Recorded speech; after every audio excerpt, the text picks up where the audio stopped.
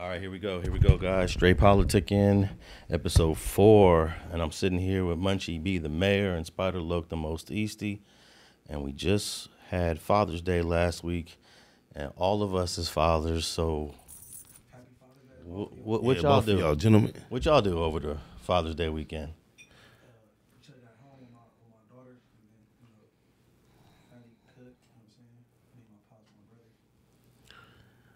Yeah, I did. I worked for the majority of the day. However, I did see a portion of my children, heard from them all and their mothers. It was a low-key day. It wasn't nothing too extravagant. All right, tell the people how many kids y'all got. I have 6 represented on this sweatshirt right here. This is all my children's names. Curtis, Kermon, Curvell, Genesis, and Riley. And that's how and I have a granddaughter by the name of Winter. And that's how you introduced him when you was on Wheel of Fortune. Wheel of Fortune. Yeah. Oh, this is a script to him, huh? He got Yeah. And that's the same way Pat Sajak reacted too. Shout out Pat. So you got 6 kids. Almost all of them are Kerr except 1. 2. Oh, 2. Okay. Yes, which kind of indicates the communication level with the mothers at the time of birth. They wasn't with it because I wanted all of them to have my initials and the first 3 letters CUR and then C and W. So all those that are CUR, they also have C and W as their initials, but not for the 2. And you got a couple of kids yourself, Munchie B. Yeah, I got 2 daughters, 8, and then one gonna be 18 this year, and then I claim my ex-wife's son as mine also. He been around me so long, even though I ain't with her no more. But I got 2 daughters though. So you got a third basically. Yeah. You too though. Got 3. I'm glad you said that. I got 3 extra: Stevie, Ajane, and Derek. So yeah, I got a handful. Now let me ask a baby mama question because Munchie doesn't even get along with his first baby mama. He got 2 baby mamas. I only claim one. You only claim one. I claim the kid, but not the mama. Yeah, but I mean, you have to. I mean, you got the kid by her, so she's still a baby mama. Right. You got 4? 4. 4 baby mamas. How many of them are you cool with? All 4. Oh, that's cool. God is good. All right, so man, I be hearing these stories where dudes don't even talk to their baby mamas. I don't acknowledge one, and then the second one, she a good girl. She go to work and go home, and she a good mom. We've had our ups and downs, but we've never had longer than a couple of months of lack of communication just based on specific little scenarios. God has been good to me in that regard. I met one of your baby mamas. She was so down because I was pulling up to the football game. There was nowhere to park. She was standing out there waiting for me so I can get in there and record. She jumped in my truck and I took it somewhere. Yeah, she did that. And came back to the stands. I was like, that was like chauffeur treatment. Yeah, she get active. That's right. Oh, my mama. Okay, and I got 3 kids, 2 sons, a daughter. My daughter just graduated from USC. I got one baby mama. And I've been with for, let's see now, married 24 years. I'm about to say, that sound like a wife. I didn't know how much you wanted to divulge. Yeah. Married 24 years, but we were together for several years before the marriage, so you could just say like 30 years. We got 30 years in, so. Shout out to the queen. So happy Father's Day, belated Father's Day to everybody. That was last week. You beat the odds. You beat the odds. Being married, as long as you've been married. Yes, admirable. Hey, I had no choice but to beat the odds because I made a decision out there on Gramercy one day saying, you know what, y'all mofos out here on this block are all gonna die or end up in prison, and I don't want that for myself. So I ended up trying to get into USC, which I eventually did. I locked down on a chick, which I eventually did.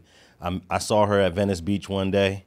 And I said, that's the woman I want right there. If I get her, I am dropping everybody. And I got her.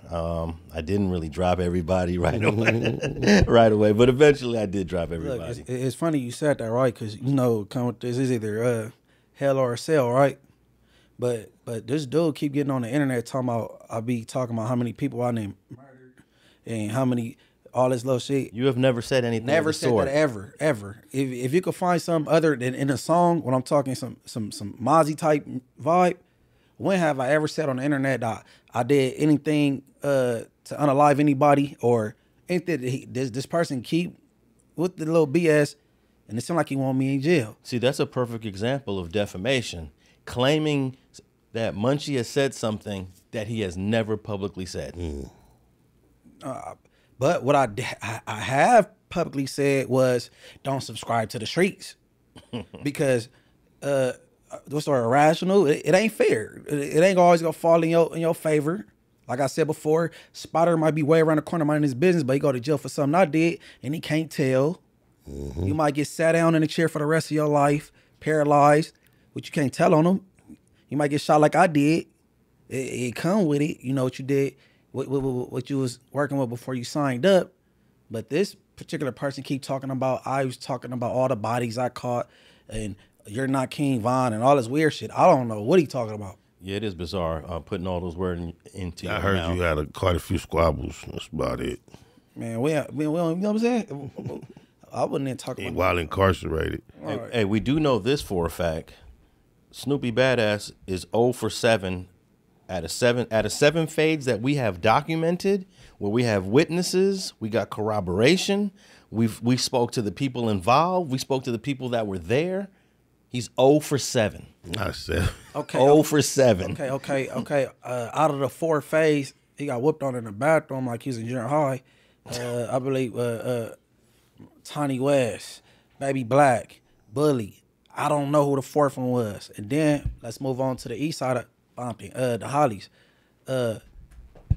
Brickhead, Big Montana, slapped him. He did the victory slap like Nip did. Blapped him. And I believe what? Wait, so what's that, 6? Go to Rue. That's Go to Rue, rest in peace. Now, that's 6, but I don't know I can't remember who the 4th one was in the bathroom. But you know, I mean, I ain't never got on camera talking about who I slid on or whatever. No, it seemed like those comments be reacting to the comments of others that they may have said or not said about someone such as yourself, and a reputation that may or may not be developed. And it seemed like he be reacting to them, mad at them, not that you said it. He don't even like to hear nobody else say it. Right. Haterism. Yeah. Hey, that was a perfect Defamation. No, he ran through the 7. Except we're missing TC. We're missing one name. Actually, TC would be No. We number 8. No. We talking about just homies that slapped him. No, but TC was part of your 7, wasn't No, TC's not even part of the 7. I named 3 out of 4 that was in the bathroom at Enterprise Park that spanked him like he was in junior high school, scrub day. And then it's 3 from Hollywood, you know what I'm saying? Brickhead, Big Montana, Go to Rue, rest in peace, spanked you. And Guda was like 19, you was like 30-something. Like, you know, but, you know. We got to add TC, so that makes it 0 for 8. That happened in the Riverside County Jail. The other 7 happened on the streets. And look, man, the more he opens up his mouth, the more people reach out to me to give me more information. So keep running your mouth, bro. All right, I got a fact check from last week. You asked the question, how can Donald Trump have a duel since he's convicted and he's not allowed to possess any weapons? Or how could he be president and not be allowed to be around weapons? Well, he could be around weapons, Secret Service and all that, but I guess technically he's not allowed to possess them because he's a convicted felon. And I said he could pardon himself and clean his record, but he cannot pardon a state case. He can only pardon federal cases. And that conviction he got in New York City was the Stormy Daniels hush money.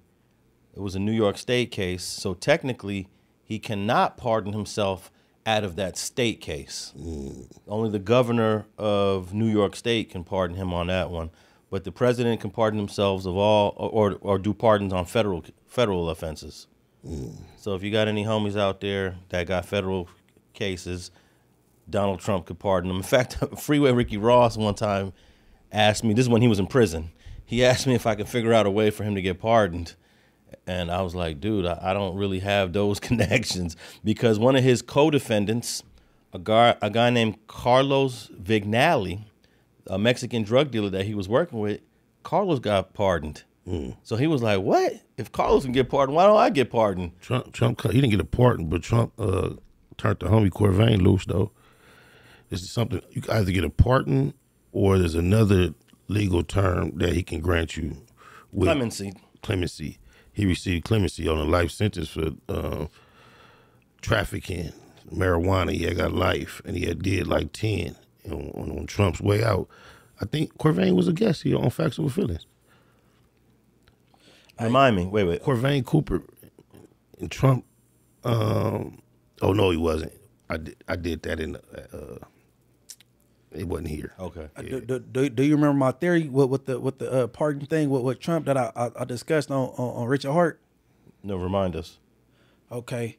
And they clown me in the comments, right? And I ain't a conspiracy theory, but it's my theory though. I mean, I'm not with conspiracy, but I was saying all the pardons that he did was Nipsey related.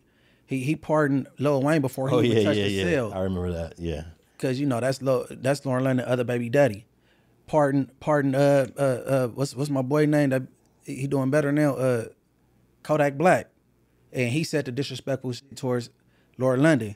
And and then I said he didn't pardon, but I said I think he sent a boy to represent Eric Holder. You know what I'm saying? All of them is all related to Nipsey.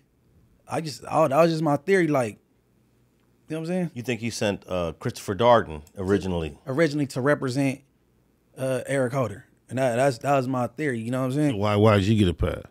Why did you get a pass with what? From Trump. He ain't got no legal trouble.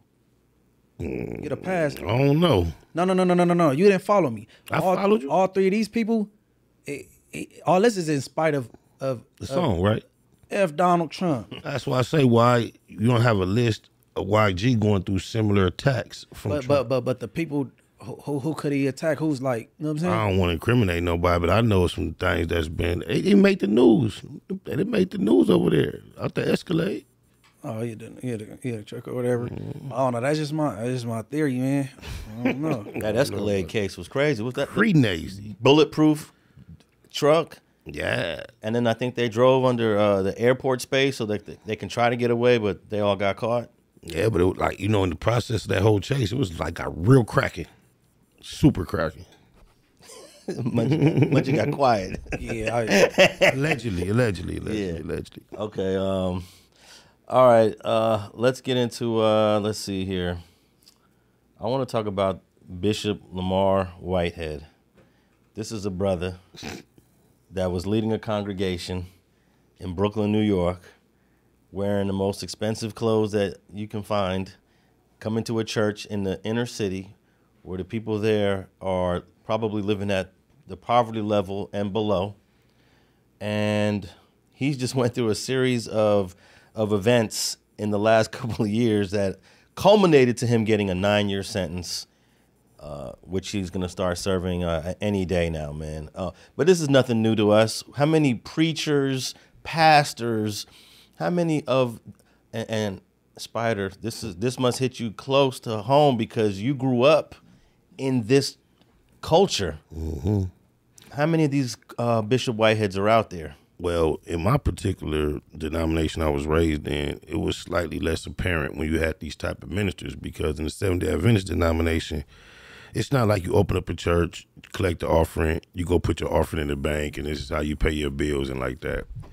When they take the tithe and offering in our church, we have something called a general conference, and the general conference receives all the funds, and the preacher is paid a salary. He knows what he's going to get each month like any other employee at any other corporation.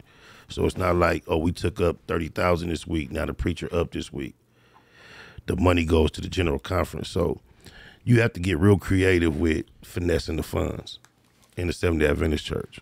Yeah, I guess some churches it's easier than others. A lot easier. So you're basically saying they got more checks and balances to prevent these things from happening. But there's still ways to get your hand in the cookie jar, but you just got to be a little more determined and a little more, have a little more finesse about yourself. Okay, I want to remind the people of what the timeline of Bishop Lamar Whitehead. Let's play clip 1. This clip 1 is him getting robbed at his church during a live stream. Go ahead. A Brooklyn bishop was robbed at gunpoint in the middle of his Sunday sermon today, and it was all caught on camera. The service was being live streamed this morning when he says 3 to 4 men walked in with guns. He spoke at length with CBS 2's Lisa Rosner about why he believes he was targeted and his message for the suspects. 5 to 10 minutes into preaching Sunday morning on Remsen Avenue in Canarsie, Bishop Lamar Whitehead saw the door in the back of the room kick open. How many of you have lost your faith because you saw somebody else die what you about to go through? Yo, all right. I seen 3 to 4 men come in. I said, all right. It's pretty much stating that I'm not going to do anything, right? Because I know y'all coming for me. Y'all coming straight to me. I don't want my parishioners hurt, right? I got women and children there. As I got down, one went to my wife and took all her jewelry and had the gun in front of my 8-month-old baby's face. Took off my bishop's ring, my wedding band, and took off my bishop's chain, and then I had chains underneath my robe. So this was 2022. This was 2 years ago. This is before his indictment. This is kind of what made him go viral. I had never heard of the dude until this robbery. A lot of people thought, hey, is that an inside job? Because did you notice the brother that was sitting behind him? He's in the chair and doesn't even move at all during the robbery. I didn't peep that. Maybe he was stuck. You know, somebody, they foot get glued to the ground, like, you know what I'm saying? No, he just looked like he was chilling. Back in the day, I used to try to justify in my head hitting a church or a preacher because I said they not really living up to the real gospel and all that. When I was more inclined to take something from someone that didn't belong to me, I never did it, but that used to be way on me heavy because I just knew there was so much cash at certain places at certain times. But what justifies a pastor having $2 million worth of jewelry? Nothing. Absolutely nothing. I don't think God is like, yeah, go get some more jewelry. Go spend some more money on material things. And what makes church goers think that what he's doing right in front of their eyes is cool? Some people don't know what they're looking at. People don't know that the value of what they looking at sometimes. But it's reported dude had like 40 members, and at any given time, only like 15 would come to service. It's not even a mega church or nothing to substantiate no great wealth in that. So the church basically a cover up. Maybe so.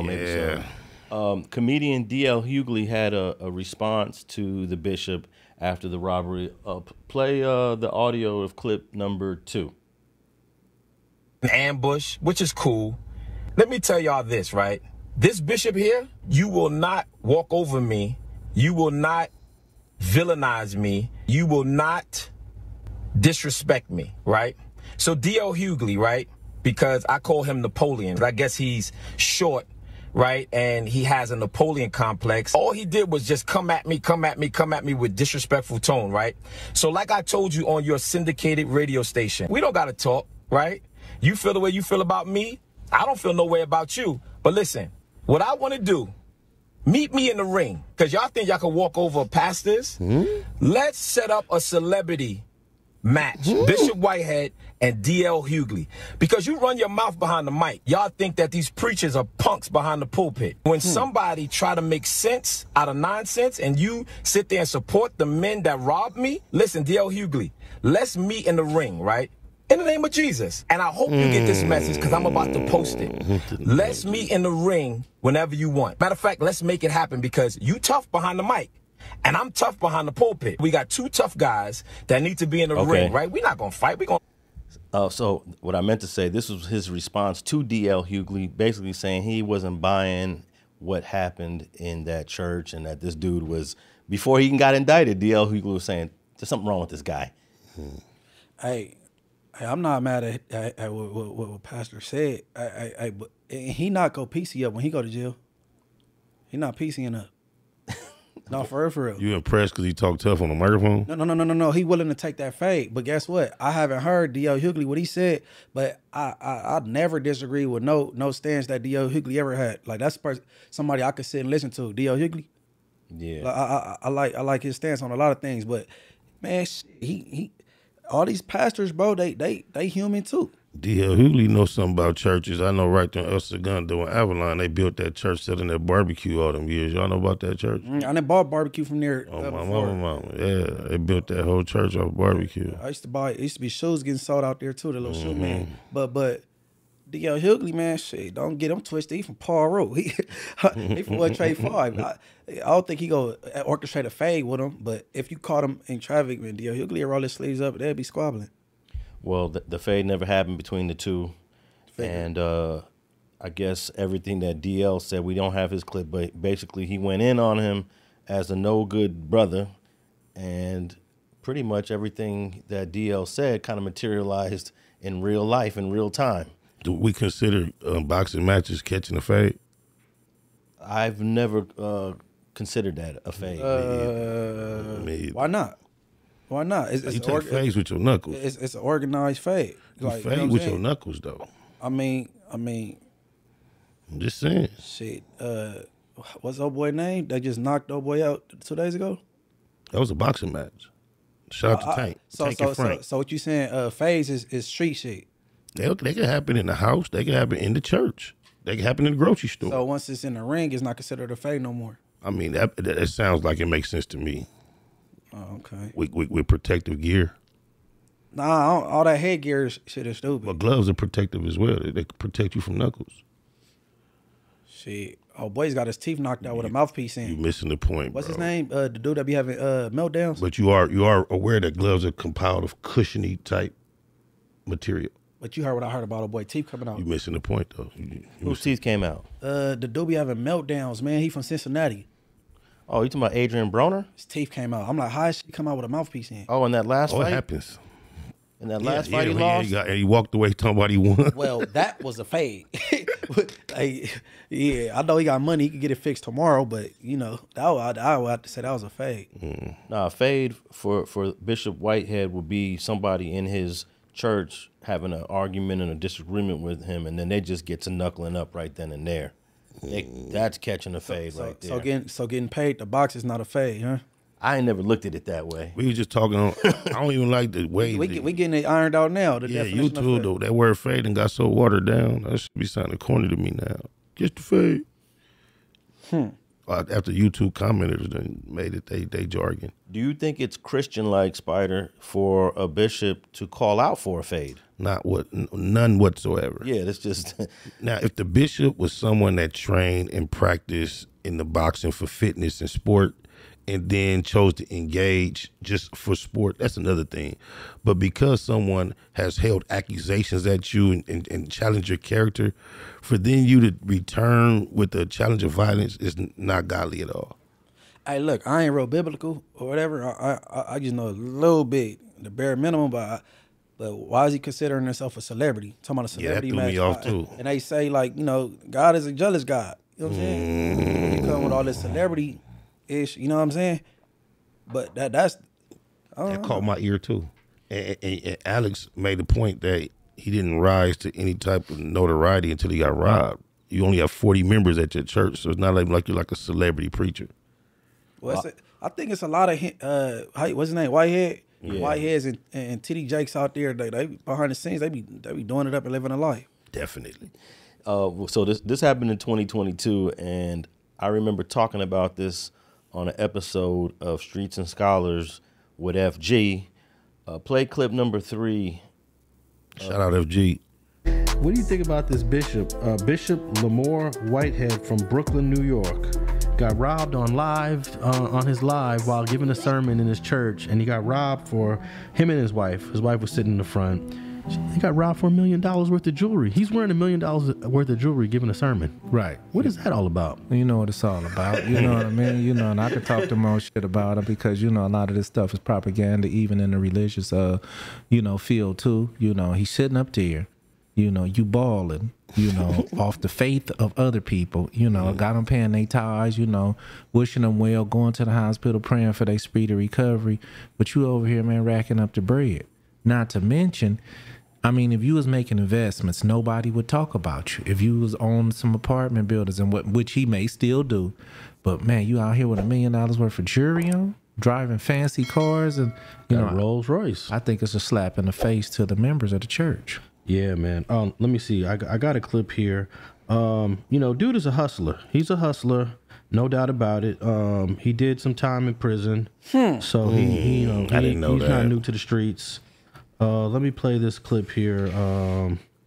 Let's see here. Let me see if this is it right. Told you ain't piecing up.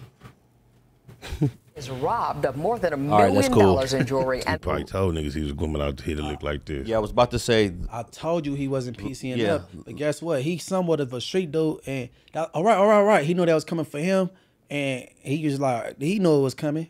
He already did 5 years in prison. Aw, man. Previously for some other, I don't know, some fraud or something he did. This is ballpark. It's probably another reason why he got that 9. He got priors. Yeah, he definitely has priors. He's from the streets. He's been to prison before. I'm all for a brother changing, coming home, uplifting your community, making a 180. But dude got out and just continued whatever he was doing. Now he's about to go back to prison for 9 years for hustling the church for hundreds of thousands of dollars. I'm confused. Any particulars? What's that? Because we watched him go.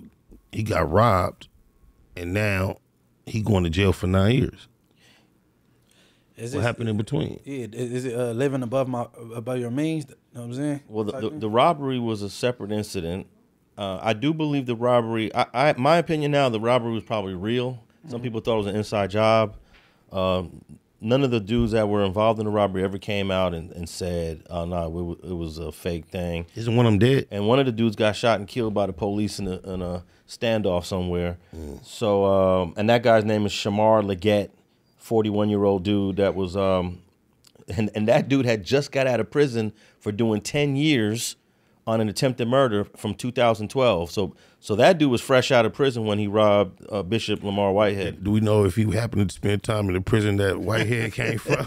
Hey, it might have been a setup. He might know them dudes that he know what that's coming from. My mama. I know, cause explain why is it okay to set yourself up to get robbed for $1 million worth of jewelry? Insurance lick. Yeah, insurance. Easy.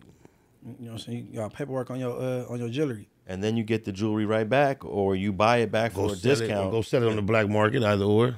Mm-hmm. All right, play the last clip of what eventually happened to Lamar. They call him the Bling Bishop, a preacher from Brooklyn, who will soon be swapping in his designer suits for prison garb. Lamar Whitehead, convicted today on charges he defrauded a parishioner when she gave him $90,000 from her savings. The case also involved claims he tried to get a $500,000 loan in return for access to Mayor Adams. Whitehead previously found himself in the spotlight after thieves robbed him at gunpoint during a live-streamed sermon. Okay. So you guys believe that robbery possibly could have still been staged? No, I think it's the real deal, and I think it's the perfect place and time to do it, because you know where you're going to be at. And the perfect person to do it, because this is his thing. Yeah. I know from the back end, too, I know that some preachers, they be having armed deacons in there. So for them to just, I guess everybody wouldn't assume that, but I don't rule out the possibility of the inside job at all. Yeah, well, he's lucky that they never linked that in his current charges, but it doesn't matter. He's about to do 9 years in prison. And what's the chances of him getting out and then going back to becoming a pastor, or is it's done this time? Not at all. Yeah. The whole concept of the ministry is forgiveness. It's all, everything can be forgiven. But I don't understand how a congregation could even accept this dude with this track record, and then he's doing it in front of them. He's wearing $5,000 suits in front of them. This is they gave Eddie Long a pass. They give these passes constantly in the congregations, bro.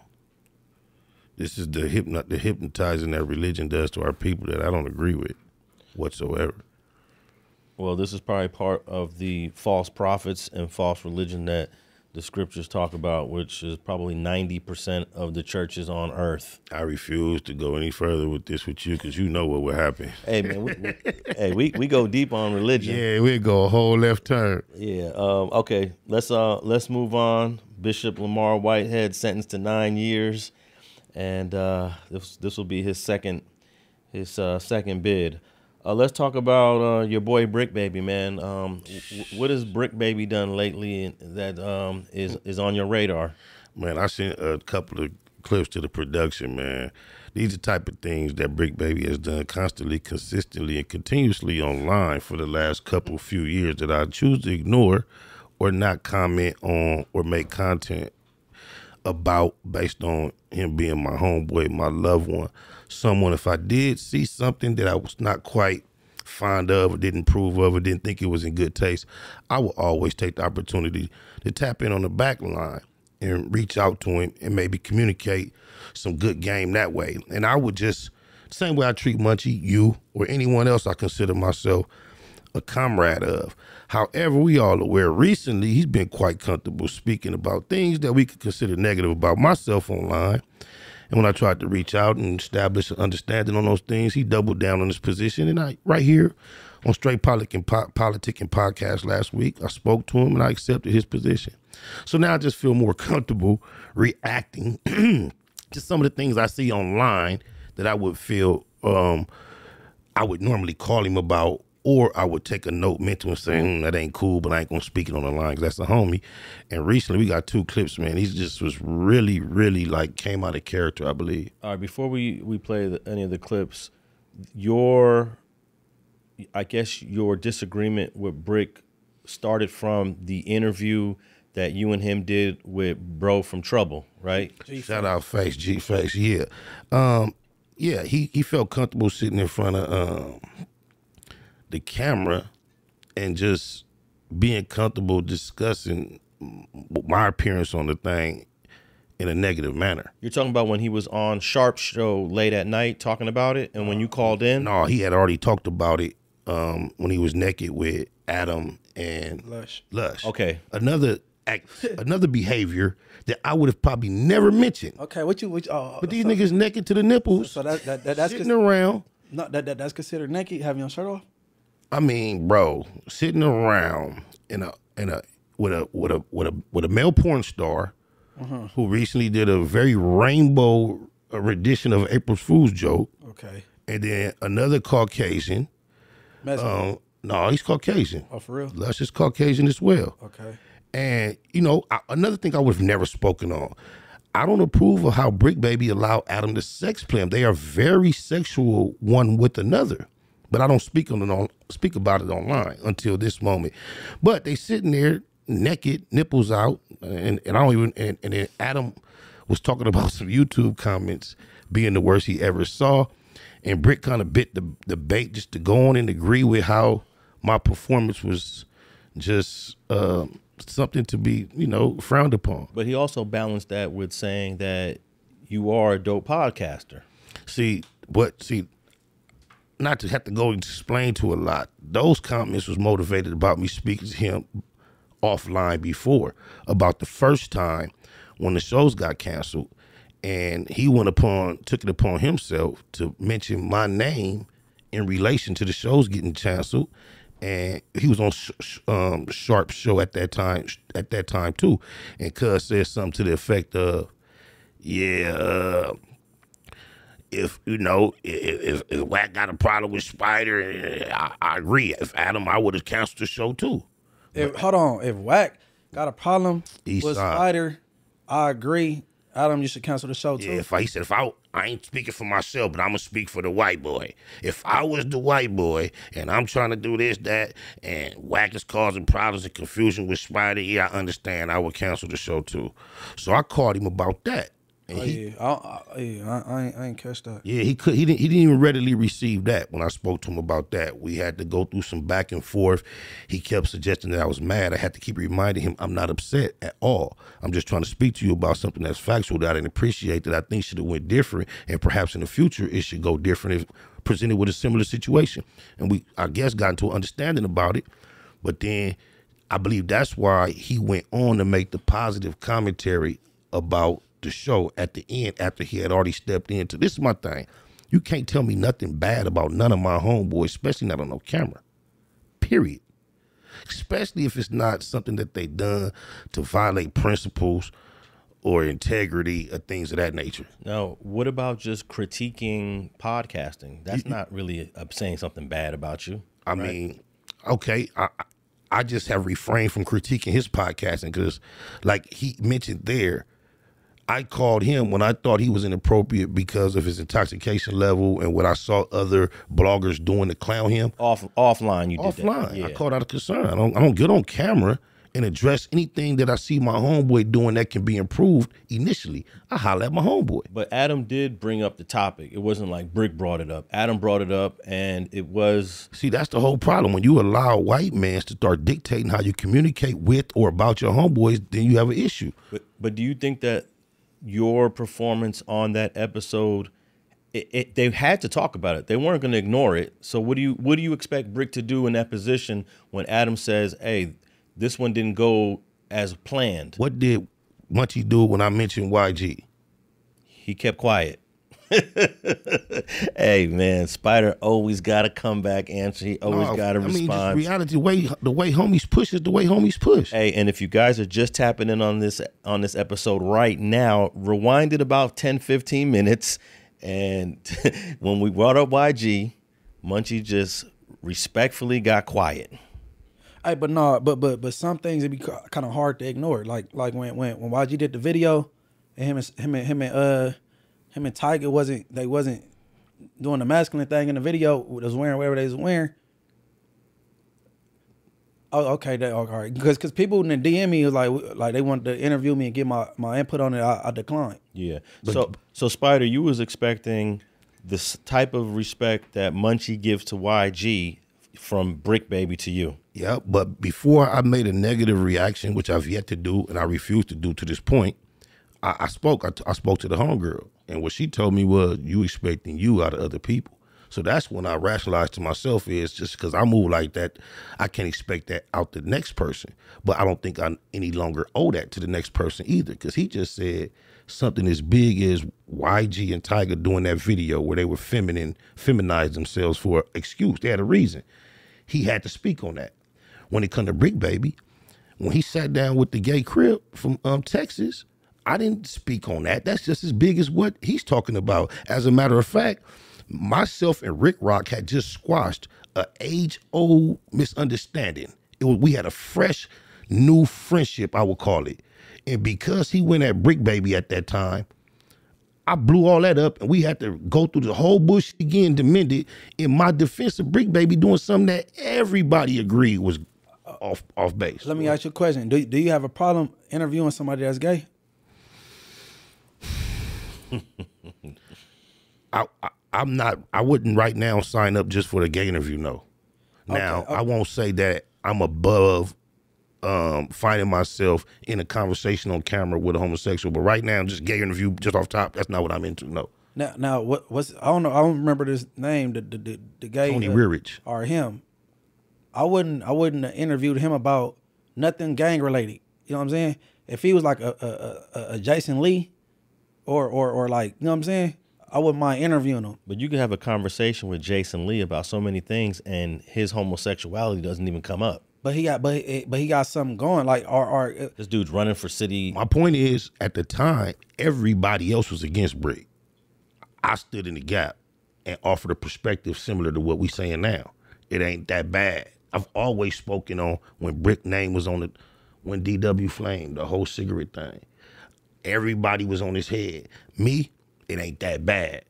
When Spody Face and 4 Extras went up to No Jumper trying to press him, a lot of people say he didn't react correctly. I never voiced my opinion on anything that can cause Bricc Baby to be anything seen other than the best of lights. That's my point. Okay, so we're just saying there have been a handful of Bricc Baby incidences, a plethora that you could have spoke on. What? On your platform or this platform. All the crash outs. I don't approve of his behavior on all these theatrics with all these emotional rants that he goes through. I don't speak on none of that. So basically the level of loyalty that you have on the mic regarding him is not being reciprocated whatsoever. In your opinion. Whatsoever. Okay, well, let me ask you this, because I heard Bricc Baby speak when Adam was asking him. I personally didn't really think he talk down on you. It didn't sound that bad to me. Yeah, it didn't sound that bad. And then he balanced it with saying, that's my bro. That's my big bro. I look up to him, you know. So it wasn't like the dude highlighted me handshaking another Crip hand. And he was offended by the handshake that the Crip wasn't even offended by. All this stuff is stuff that was unnecessary to speak on to the public. Okay, so when Bricc Baby called in on the last episode of Straight Politicking, episode number 3, I thought all you guys have all mended up everything Yeah, out it's at all that mended. point. Okay. However, he's been up to some goofy shit though. So Since that call. Yes. Okay, since that call. All right, what's the first clip you want? So you saying you basically reciprocating energy?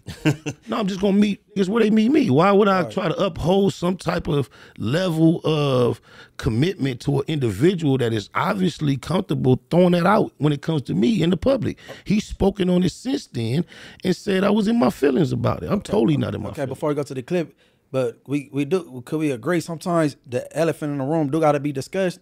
Like, you know what I'm saying? Or I'm not into. I don't have this public group agreement with all people on cameras doing podcasts. So when I got a homie, the way I get out with my homie is how I get out with my homie.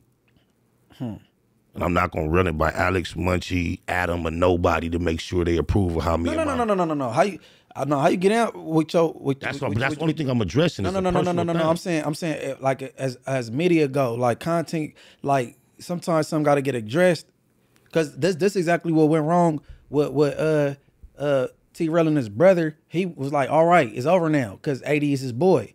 They on the same team. He touched on it just a little bit, just to say he, you know what I'm saying, covered it. Then he wanted to back up, but Big Deal kept going with it. And T-Rail wasn't feeling it. You know what I'm saying? Well, I think the issue here with Spider is not that the topic came up, because the topic was unavoidable. It was Bricc Baby's response to the topic. And I probably would have left the handshaking part out of it, because that's some street stuff that didn't even be mentioned. I would have just said, look, Spider was on one that day. We all know that when Spider's on his A game, he's on his A game. We can't just, we're not going to judge his podcasting on one episode. Next question. I done heard Bricc Baby sit there and say, we all got gay moments. We all gay at times. I don't approve of none of that, but I could have been going viral reacting to all these clips. I ignore all that shit. I don't think that's good podcasting for a crip, to be on the camera talking about he gay at times. All right, you brought two clips. One is called the twerk clip. One is the commentary clip. Yeah, he talks on one and twerks on one. Which one do you want to play first? We could watch him twerk first. All right, go ahead and play that one.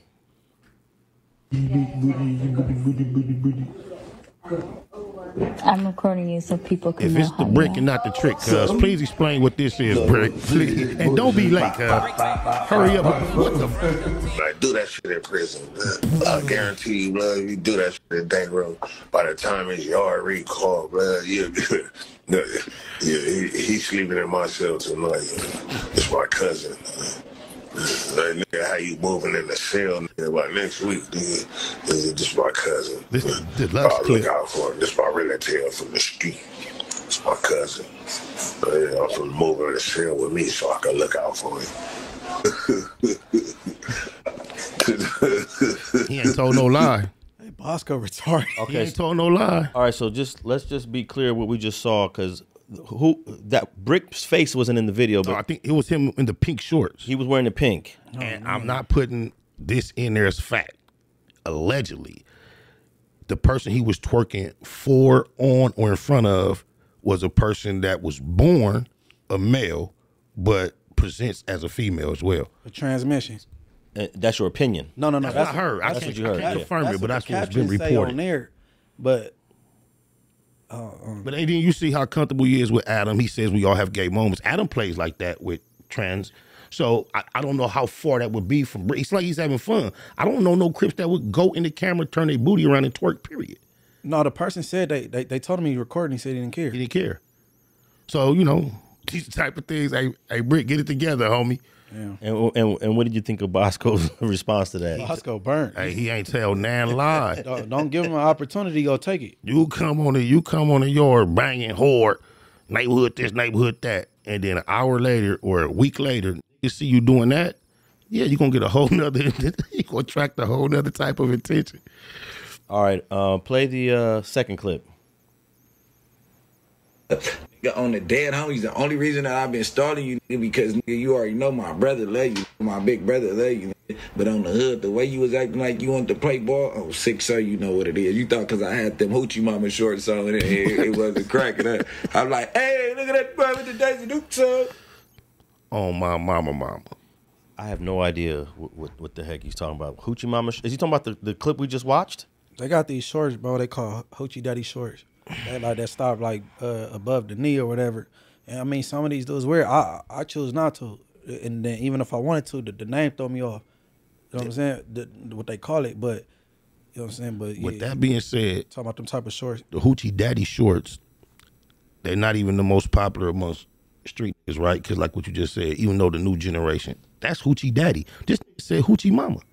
So is he just calling the Hoochie Daddy shorts Hoochie Mama shorts, or did he have on a different type of shorts? And why would he call anything that he had on Hoochie Mama? Yeah. Niggas is wearing the Hoochie Daddy shorts though, but I won't. This type of shit I would have overlooked for the homie. But now I need an explanation, Bricc. What's up with the Hoochie Mama shorts and the twerking, cuz? How's that crippin', homie? Please explain yourself. You usually say, oh, I'm at a podcast, it's my job, professional. That twerking, you was somewhere private, bro. And at that live, you wasn't at your job either, bro. Damn. Explain yourself, Crip. Spider's going in right now. Am I going in? A little bit. Wow. So tell me a more appropriate reaction to seeing a Crip twerk and claim to have on Hoochie Mama shorts. I probably wouldn't even react to it. Like I usually do, right? Yeah. Yeah, exactly. Hey. On my mama. Yeah. I normally wouldn't. So you having a completely different feeling about Bricc Baby from last week? It's when not you called about in. a feeling. It's about a fact and factual understanding that Cuz has a different rapport with me than I've had established with him. And we established over a long period of time. So at this point, it's like, damn, what I'm gonna keep ignoring the goofy shit for?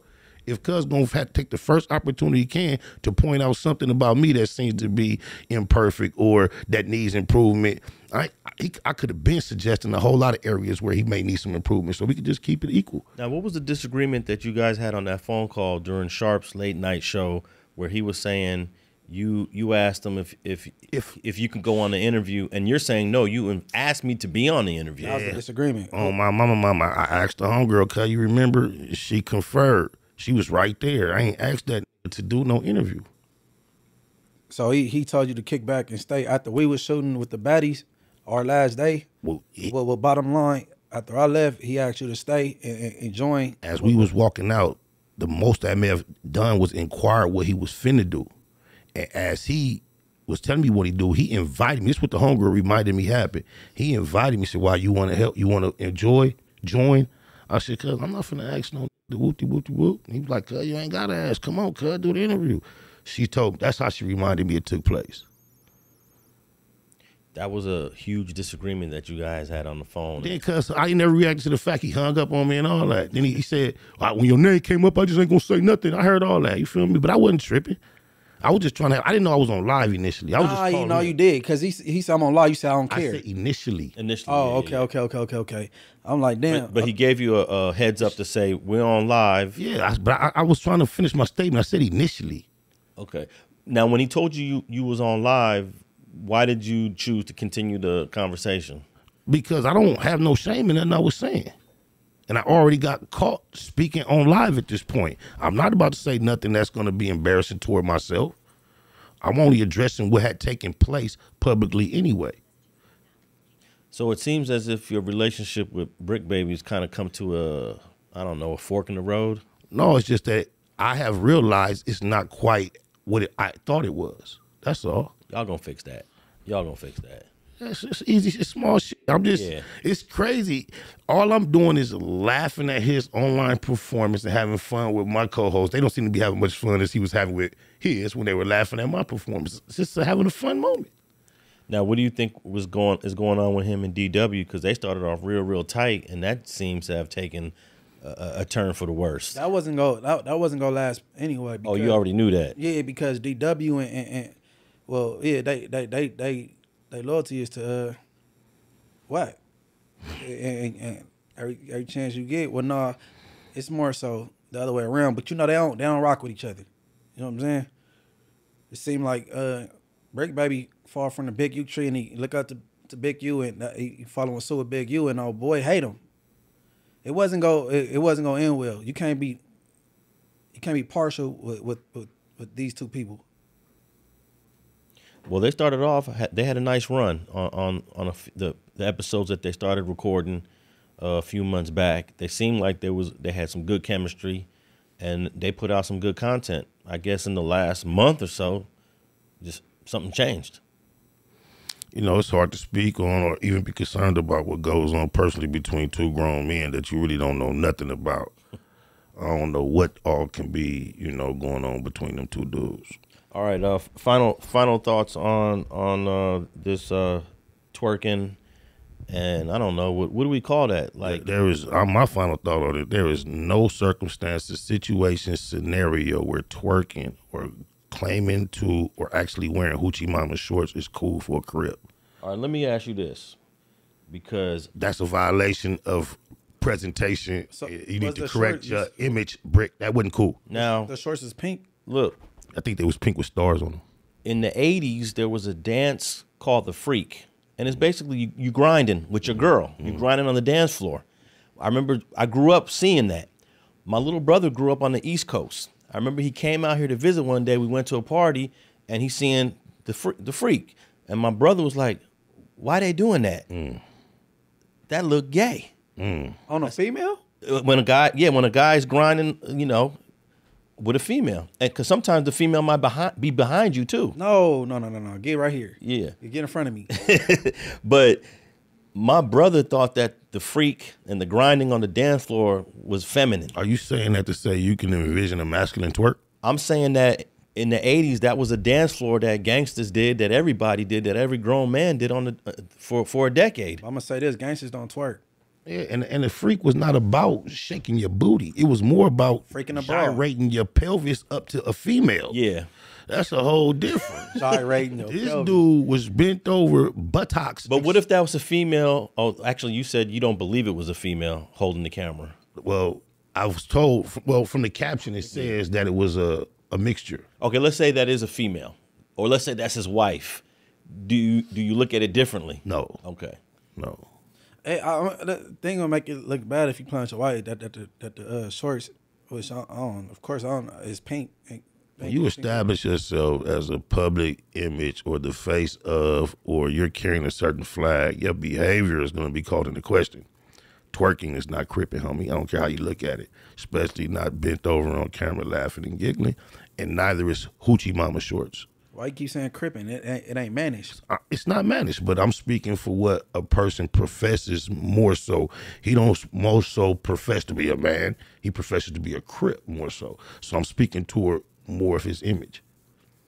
Now, during the 80s, when you had artists like Rick James, Prince, they would do this gyrating and grinding. Sometimes they get on the floor and hump the floor. Do you look at that as kind of feminine, or that's just some manly dance performance?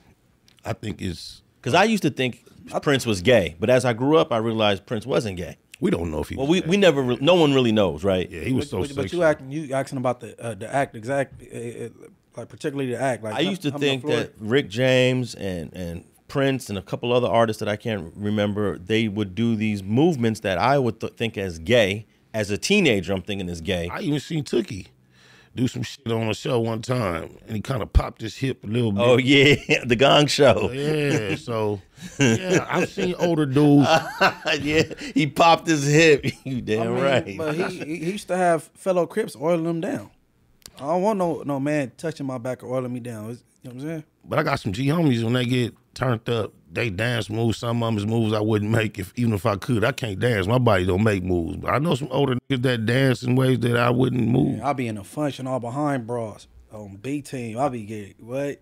I think Spider's rules on this is probably more strict than others. Well, you opened up a whole new can of worms when you talked about the 80s and just different dance moves outside of the popular dance move known as the twerk. That's a specific popular move right now that only women do. What about when Spike Lee had that song out, doing the butt? Hey, and everybody was shaking. What's the next word? Men and women. What's the next word? Let me see. Doing the butt. Hey. Sexy, sexy. They talking to her. But guys were shaking their butt, though. Y'all bad? He talking to the bras, though. Was Spike Lee shaking his butt? The men were shaking their butt for the girl, though. But the song wasn't for them. Why they pull an interception like they Deion Sanders or something? So I think Spike Lee, that was for the bras. Alex is doing his best to save you, bro. You better appreciate this, bro. I don't agree with the twerk thing, right? course you can't, man. Hell no. Nah. Or the color of the shorts. But what I could say, when he was talking to Adam, I don't think it is bad as you perceived it, but I ain't the one perceiving it. So, you know what I'm saying? Yeah, I'm glad you said that because I didn't really ask how nobody else thought about my position. But you gonna hear it because I've already heard it. I've heard Camera, it. iHeart, yeah, Spotify. I hear it. So everybody go get their opinions back. That's just how I go. You know what I'm saying? But I wasn't really speaking on no opinion though. I was just talking about a personal experience that I experienced with an individual, one dude, me and him. I know, but I just telling you what I felt because not only me, all the platforms we on and the viewers, they go say yay or nay. And that, I mean, that's just us sitting in the chair giving, you know what I'm saying? It's going to happen like that. No, actually, I was responding, and I'm just explaining as to why now I feel comfortable giving commentary on one specific individual. Right. It's based on the way they spoke. Yeah, the way they spoke about me. Mishandled you. Yeah, I agree. I definitely would call it mishandled. Okay. All right, let's move on. Lefty Gunplay. He was on a pod. Your boy? Yeah, that is Munchie's boy. Yeah. In fact, Lefty. During this interview where Lefty Gunplay made the controversial statement that we'll play in a second, he shouted out Munchie B. I think he shouted out Mariah. Did I get that right? And Rich at Heart, Street TV. My best friend is black. Well, hey, he's got more than just saying my best friend is black. He's been to juvenile hall with a bunch of Crips. He's been in prison with a bunch of black gangsters. He said Job 5 the reason why he do rap collabs with brothers. How many Mexicans can say all of that? Man, none of that shit impressed me after what I heard. Oh, okay. Well, let's play the clip of Lefty Gunplay on this podcast making a controversy. You know what I'm saying? For me to go and have a baby with a black girl, and and I've never been with a black girl, but I've flirted with black girls, and shout out to the black, there's some beautiful black girls, but it's different. And just LA makes you like that, and you can't sugarcoat it and beat around the bush. I don't say the N-word in none of my songs. You will never find a Lefty Gunplay song where I'm saying the N-word. You know what I'm saying? Shout out to Munchie B and Mariah and them in their podcast, man, on Street TV. I was watching it earlier, 4 hours ago. They're like, man, we appreciate Lefty not saying the N-word. Does it slip out sometimes with the homies? Yeah, because the homies talk like that all day. All right. I think the very beginning of the clip is where he said he couldn't. What was it? You need to play that. We don't have that part ready. That's the part. Play the very beginning of it again, and then we'll stop it. You know what I'm saying? For me to go and have a baby with a black girl, and and I've never been with a black girl. All right, that's it. Oh, he had expounded on that though. Yeah, it was like more said, but go ahead. Well, I think that what Lefty Gunplay said is probably what a whole lot of people that are not black think. They just don't say it. And what's your point? No, I want to hear Spider though. Is it as controversial as people say it? The fact that we're not actually hearing it is kind of hard to react to how controversial. Because I don't think you went back enough. He said a lot more than that, bro. He like he I heard around. All right, here's what I'll do. I'm gonna drop the full clip right now. Get into it. Man, LA dog, if you know, you know, and if you don't, you don't. LA's racist. It's crazy, dog. Like race is a big thing. Like honestly, me myself personally, I'm not gonna come home or I'm not gonna let my daughter come home with a black dude. I'm gonna be like, what the f? You know what I'm saying? And that's just the way it is out here for my people. And like, I'm sure if a black girl came home and with a straight SA dude, they're gonna be like, what the f? You know what I'm saying? In LA, it's like that. You know what I'm saying? For me to go and have a baby with a black girl, and and I've never been with a black girl. All right, now we got the full clip in.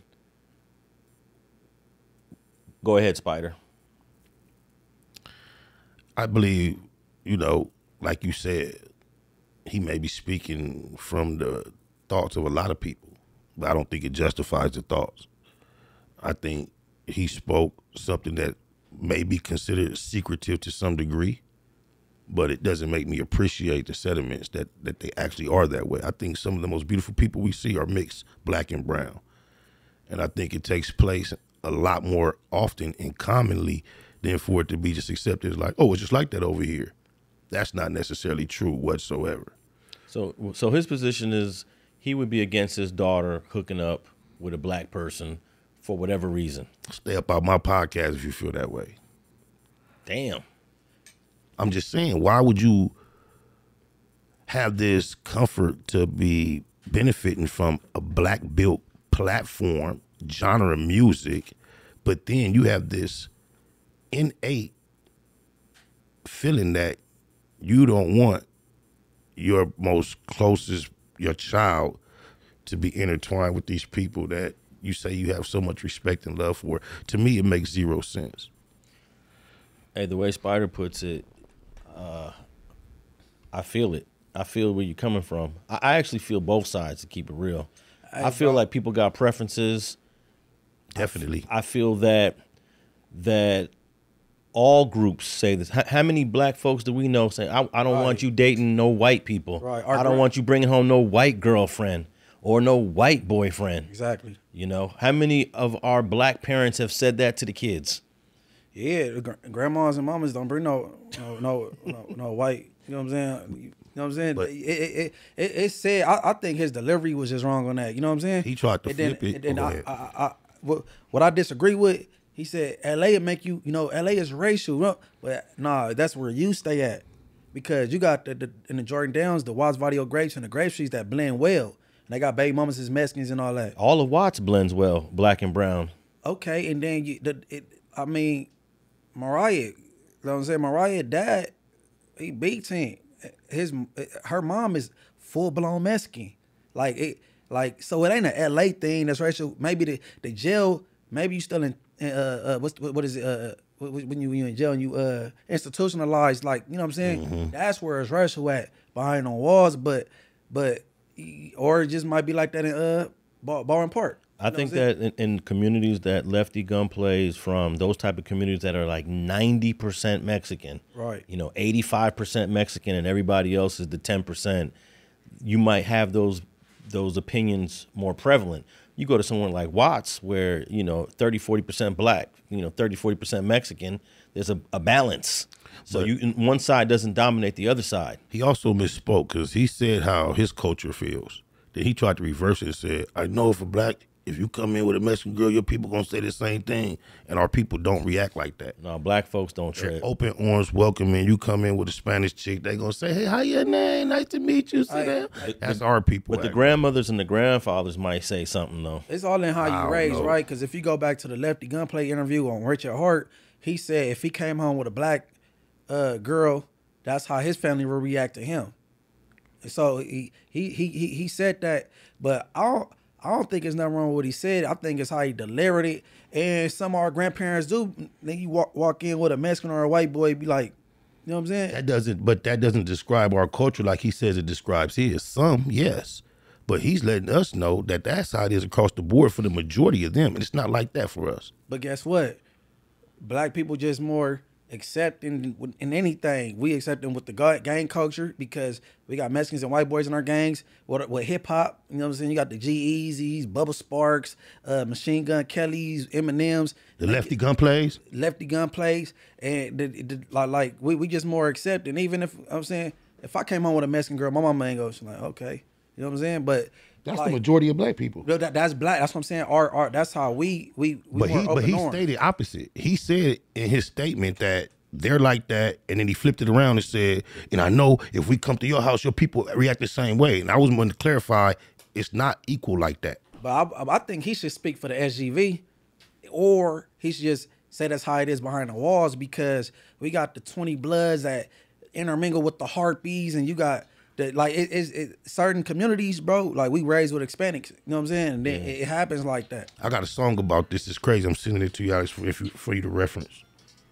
Do you believe that the 8 years that Lefty did in prison, you know, living by those Southsider politics, influences his answers on this topic? Right. Perhaps. Right. I think. And he's young. He's only like 27. So you did a majority of his adult life was under Southsider politics for 8 years. But see, like, growing up, when I used to hear like people like, man, they didn't like Mexicans, I couldn't relate. I didn't understand what they was talking about until I got to the county jail. Like, through juvenile hall and camp, like, a black person might get jumped by a Mexican, or Mexican and a black together, if they got the same op. So like, but then you get to the county jail level. I've been hearing, like, I hear the NHP homies or the BPS homies saying they don't like Mexicans, but we never really had no continuous feuds with Hispanics. But when I got to I kind of seen what people was talking about when I got to the county. So I think he just spent majority of his adulthood locked up, and and he kind of like, you know what I'm saying, conditioned. Has there been a response from the backlash that he's received from Lefty? He apologized, and some people say, if you feel that way, why you apologize? But I think that was the industry thing to do. I think it's a problem generally when the black man as a concept, when the women from other culture are attracted to him, I think the men by and large be having issues. I don't think it's just, I think we went through this with the Caucasian man. I don't think many cultures like to see their women off with a black man. Love you long time. I think we damaged their insides too much or something. And the problem, I shouldn't say the problem, but the black man, the black man is desired by every female in every race. There we go. and the men in those races or ethnicities might feel they might feel a certain kind of way about knowing there's a percentage of women in their culture or in their race that like black men. Look at Adam Deuce with all the access he has to the world. His wife, she wanted some black meat. I don't think he said nothing wrong. He delivered that wrong, man. He ain't no wordsmith or anything. You know what I'm saying? He could have delivered that better. And I think some other people say the same thing. Like, you know what I'm saying? Well, I saw a video where it said that they're trying to cancel, quote unquote, Lefty Gunplay.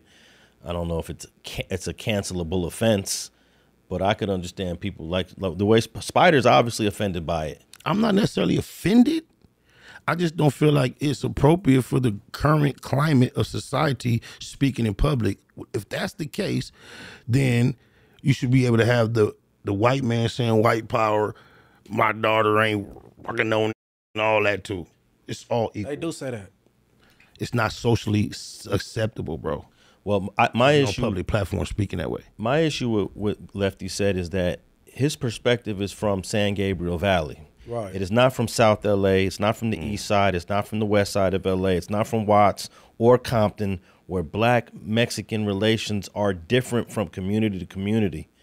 And for him to speak on it, he should be specific to the SGV, which is probably like 3% black in the SGV. Right. Something really small. Where over here, blacks is 10, 15%, in certain neighborhoods, 20, 30%. Yeah, something that you never see in the SGV. You got Hispanic hoods and black hoods that share the same hood, overlap each other.